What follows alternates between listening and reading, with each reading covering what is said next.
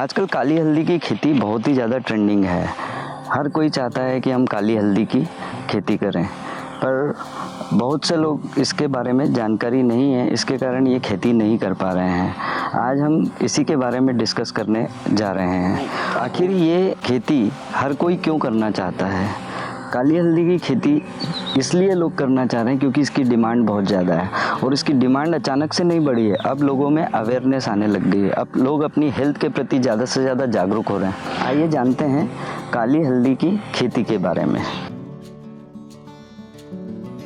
काली हल्दी के सप्लायर्स में वैदिक कलर्स एक जाना पहचाना नाम है। मैं विजेंद्र सिंह आपके सामने आज डायरेक्ट जो वैदिक कलर्स का फार्म है, हम इसमें बैठकर पूरा काली हल्दी के बारे में बात करेंगे, विस्तृत से जानकारी देंगे ताकि लोगों के लिए ये बहुत इम्पोर्टेंट इन्फॉर्मेशन हम शेयर कर सकें। आइए जानते हैं काली हल्दी की इतनी इम्पोर्टेंस खेती में क्यों बढ़ गई है। काली हल्दी हमारे यहाँ पर ट्रेडिशनली सदियों से चलती आ रही है और लोग इसको यूज़ करते आ रहे हैं अपनी डेली लाइफ में।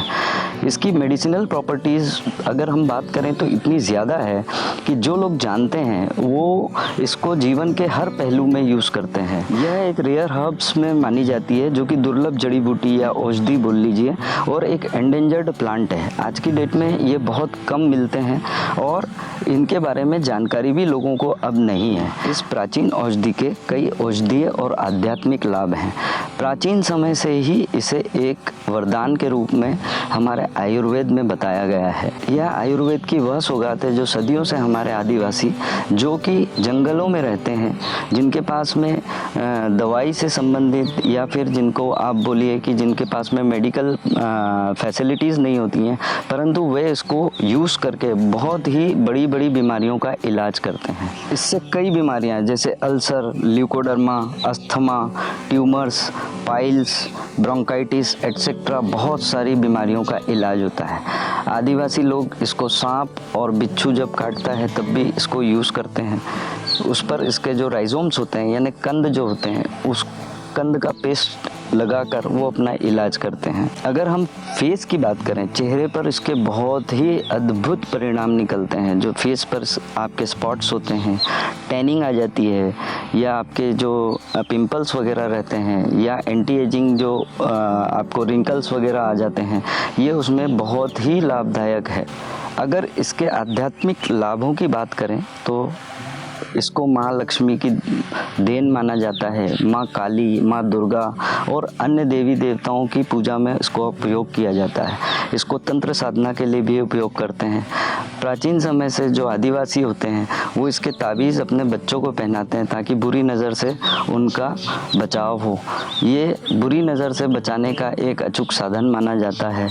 ऐसे ऐसे बहुत सारे, अगर हम बात करें तो इसके बहुत सारे गुण होते हैं। जब लोगों को इसके बारे में पता चलने लगा तो मार्केट में सडनली काली हल्दी की डिमांड आने लग गई। आइए जानते हैं काली हल्दी के बारे में।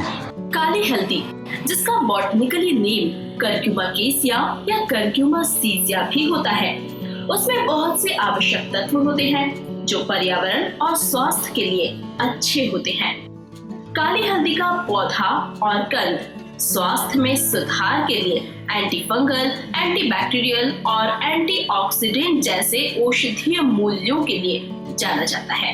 इसमें आमतौर पर डिफरेंट टाइप्स की केमिकल प्रॉपर्टीज का मिक्सचर होता है जो स्वास्थ्य, वातावरण और हमारे शरीर को बेहतर बनाने के लिए व्यक्तिगत रूप से मिलकर कार्य करते हैं। तो आइए जानते हैं कि काली हल्दी की खेती में किन बातों का ध्यान रखना चाहिए।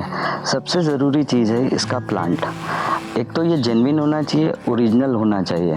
बहुत सारे मार्केट में प्लांट्स काली हल्दी का बताकर कोई और प्लांट्स जैसे कचूर वगैरह है, ये वाले प्लांट्स दे देते हैं। हमको इस बात का बहुत ज़्यादा ध्यान रखना है। अगर हम खेती में जा रहे हैं तो ओरिजिनल जो है वो प्लांट हमको लेना है और सही जगह से लेना है। अधिकतर, क्योंकि इसके हर पार्ट का उपयोग होता है। इसकी पत्तियां भी उपयोग में आती हैं, इसका स्टेम भी यूज़ होता है, इसके कंद जो राइजोम्स बोले जाते हैं वो भी यूज़ होते हैं। तो अगर आपने खेती में गलत पौधा लगा लिया तो उसके बाद में आपके साथ में समस्या ये होगी कि उसका फल जो यानी जिसको आप बोलते हैं जो प्रोडक्ट आएगा वो भी गलत आ जाएगा।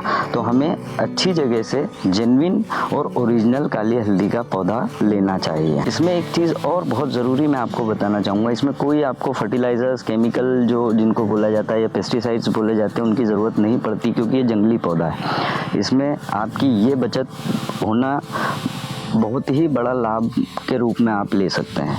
ये अगर आप लेते हैं तो इसमें आपको जो नॉर्मल ऑर्गेनिक जिनको बोलते हैं हम जैविक खादों में, अब बहुत सारी ऐसी चीज़ें होती हैं जिनसे NPK वगैरह प्रोवाइड किया जाता है, जैसे नाइट्रोजन, फॉस्फोरस और पोटेशियम वगैरह मिलते हैं। आप अगर नेट पर सर्च करेंगे बहुत सारी चीज़ें मिल जाएंगी, वो उनका यूज़ करें और बहुत अच्छी पैदावार आपको मिल जाती है। इसमें सबसे इम्पॉर्टेंट ये है कि ये एक औषधि है। औषधि में हमको केमिकल वाले फर्टिलाइज़र्स और पेस्टिसाइड्स यूज़ नहीं करने हैं। अगर आप इसको ऑर्गेनिक वे में करेंगे, जैविक खेती जिसको बोला जाता है, अगर वो आप करते हैं तो इसके आपको बहुत अच्छे दाम मिलेंगे जो आपका प्रोडक्ट है।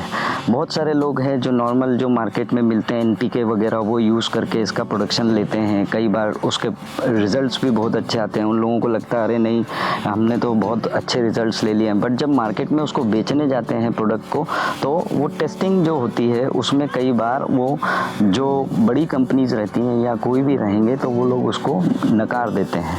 वो बोलते हैं भाई ये पूरा जैविक तरीके से या ऑर्गेनिक वे में प्रोड्यूस नहीं किया गया है, इसलिए जो इसके रेट्स हैं वो रेट्स आपको पूरे प्रॉपरली नहीं मिल पाते हैं। प्लांटेशन का सबसे सही टाइम है जैसे ही ये मानसून शुरू होने वाला है उससे पहले आप इनको प्लांट कर दें।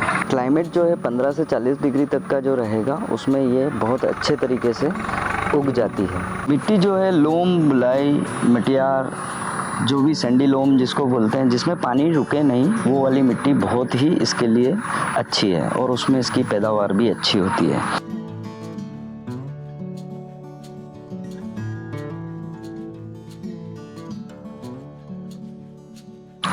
बीमारियों की अगर बात करते हैं या कीड़े लगने की, तो लगभग ना के बराबर है। कई बार पास के खेतों में कोई दूसरी खेती होती रहे और उनके जो कीड़े हैं या उनके जो पेस्ट हैं वो अगर आ रहे हैं और वो इनमें अटैक करते हैं, तो बहुत सारे नॉर्मल आप नीम ऑयल वगैरह यूज़ करके आप इसको बचा सकते हैं।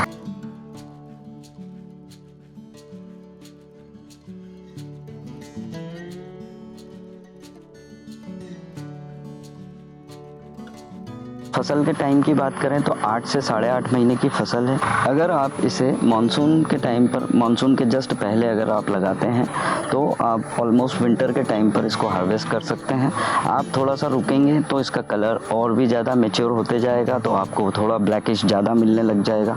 अगर ऑलमोस्ट आप ये मान लें ये विंटर्स आप दिसंबर मिड से लेके आप जनवरी में हार्वेस्ट कर सकते हैं, और अगर आप रुकते हैं तो फरवरी में भी आप इसको हार्वेस्ट कर सकते हैं। वैदिक कलर्स के माध्यम से आप ओरिजिनल और जेन्युइन काली हल्दी के प्लांट्स आप ले सकते हैं। इसके अलावा इस प्लांट के और भी पार्ट्स जैसे राइजोम्स, लीव्स, जो इसके पत्ते होते हैं, इसके कंद होते हैं, ये भी आप वैदिक कलर्स के माध्यम से ऑर्डर कर सकते हैं। पूर्णतः ऑर्गेनिक वे में इसे प्रोड्यूस किया जाता है, तो आप निश्चिंत रह सकते हैं। जैसा अभी आप देख रहे होंगे, बात आती है कि 1 एकड़ में कितने प्लांट्स लगते हैं, तो ये डिपेंड करता है। ऑलमोस्ट आप ये मान लीजिए 18 सेंटीमीटर के आसपास, 18 से 30 सेंटीमीटर का डिस्टेंस रखा जाता है पौधों के बीच में। तो आप बहुत सारे लोग अलग अलग तरीके से इसका अपने जो ज़मीन होती है उसमें अलग अलग तरीके से रोज़ बनाते हैं, लाइन्स बनाते हैं।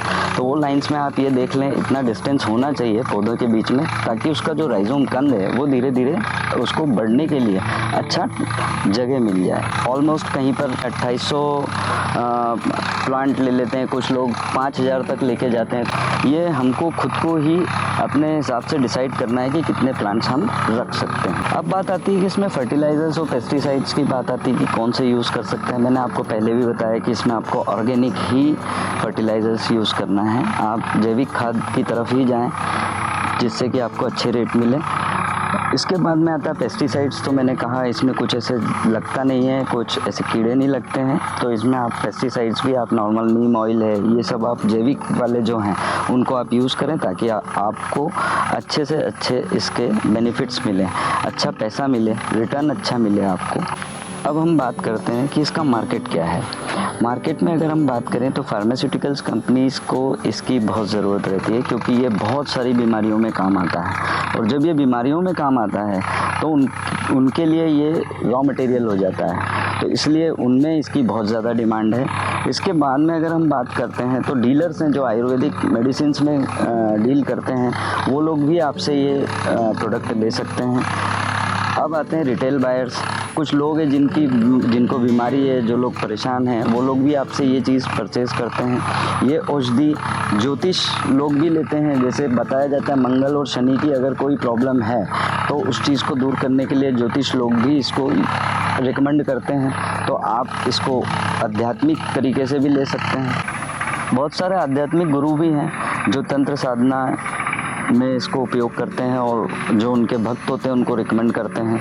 इसके अलावा जो लोकल आयुर्वेदिक डॉक्टर्स हैं जो इसकी मेडिसिन्स बनाते हैं वो भी इसको लेते हैं। पूजा शॉप होती है लोकल आयुर्वेदिक शॉप्स होती हैं, वो भी इसका मार्केट है, आप जाएं तो वहाँ पर भी कर सकते हैं। तो इसकी डिमांड है, ऐसा नहीं है कि नहीं, इसके लिए आपको बहुत ढूंढना पड़ेगा तब जाके आपका ये बिकेगा। जैसा कि आप फार्म देख रहे हैं, हम लोग इसकी पूरी फार्मिंग भी करते हैं, इसका प्रोडक्शन भी लेते हैं ऑर्गेनिक वे में, और जो किसान भाई ये पौधा लेना चाहते हैं वो हमें कांटेक्ट कर सकते हैं, हम इसके पौधे भी अवेलेबल करवाते हैं। इसके अलावा अक्टूबर नवंबर से हम लोग बुकिंग लेना स्टार्ट कर देते हैं, जनवरी फरवरी तक हम लोग बुकिंग लेते हैं। तो जो आपको पौधा है वो ऑलमोस्ट आप ये मान लीजिए एंड ऑफ अप्रैल से मानसून के पहले तक हम आपको डिलीवर कर देते हैं। आप चाहें तो वो भी ले सकते हैं। नीचे आपको नंबर दिख रहा है, वेबसाइट दी हुई है, आप चाहें तो वहाँ पर कांटेक्ट कर सकते हैं। फ़ोन नंबर हमारा मोबाइल नंबर दिया हुआ है, उस पर भी बात कर सकते हैं, उस पर भी आप ऑर्डर कर सकते हैं। ऐसे ही मूल्यवान ज्ञान और जानकारी वाले वीडियोस को देखने के लिए आप हमारे वैदिक कलर्स चैनल को सब्सक्राइब करें, ताकि आने वाले बहुमूल्य वीडियोस से आपको निरंतर अद्भुत जानकारियाँ व ज्ञान मिलता रहे। धन्यवाद।